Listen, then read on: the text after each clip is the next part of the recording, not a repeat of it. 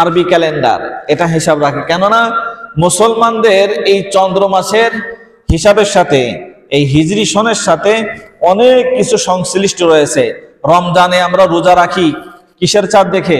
চন্দ্র মাসের আরবি ক্যালেন্ডার অনুযায়ী রমজানে রোজা রাখি। কুরবানের ঈদ ঠিক আরবি ক্যালেন্ডার অনুযায়ী হয়ে থাকে। জিল হজ, এই যে হজ, এটাও আরবি ক্যালেন্ডার অনুযায়ী হয়ে থাকে, ফলো করা হয়। যদিও ওই দিন 10ই জিলহজ, হয়তো ইংরেজি মাসের কোনো না কোনো তারিখ থাকবে, আসলে মূলত ওইটাকে কাউন্ট করা হয় না, কাউন্ট করা হয় 10ই জিলহজ।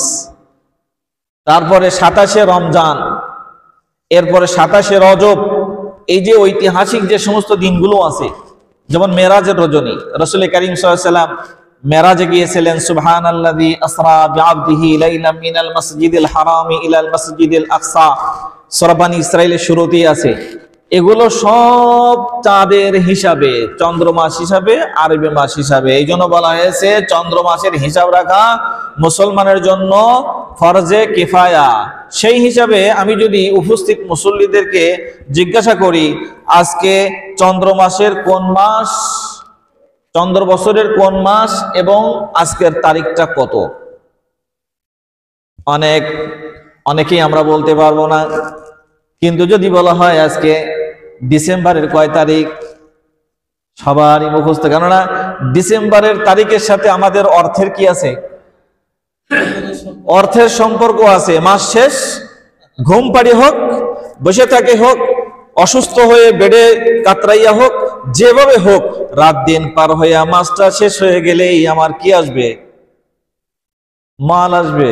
এজন্য এই মাসের হিসাবটা সবার কাছে, ছোট বড় সবার কাছে, যারা স্কুল কলেজ ইউনিভার্সিটিতে পড়াশোনা করে তাদের কাছে ইংরেজি মাসের হিসাব।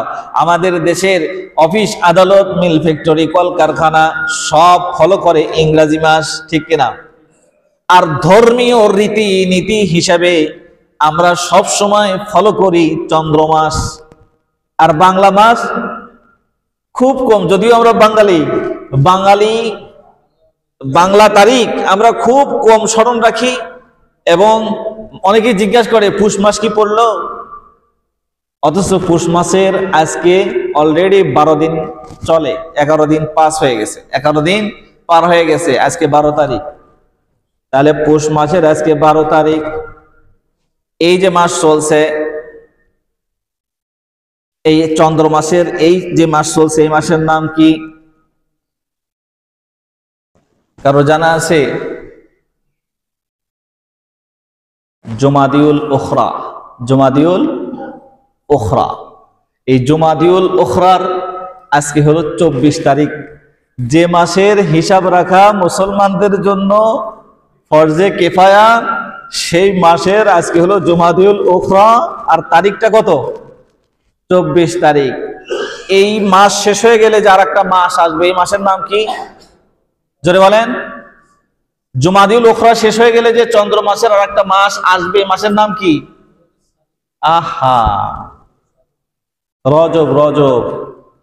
জুমাদিউল উখরা শেষ হয়ে গেলে রজব মাস আসবে। রজব, শাবান, রমজান,